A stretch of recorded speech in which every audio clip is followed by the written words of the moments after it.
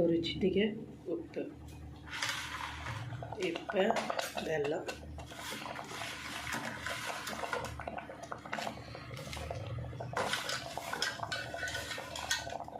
இது நல்லா கரையட்டும்ட்டு வைக்கணும்.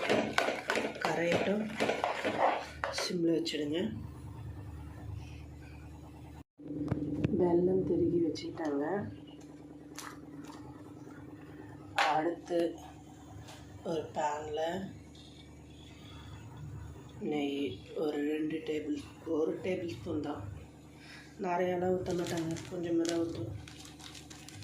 10 ரூபா பேக்கு 1 கூட போடு. அவ்வளோதான்.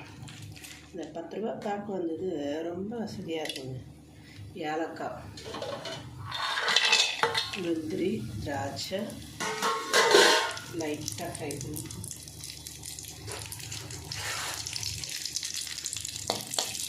சுண்ட வச்சுக்கோங்க.